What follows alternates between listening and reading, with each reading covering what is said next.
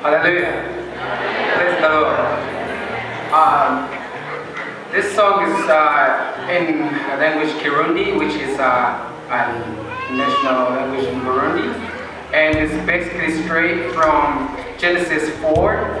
It's basically the whole story of Cain and Abel, how basically, how anger is not good.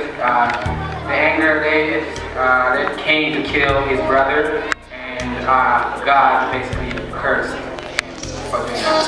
And basically, this song is straight from this story, and I hope that we all enjoy it. And let's pray.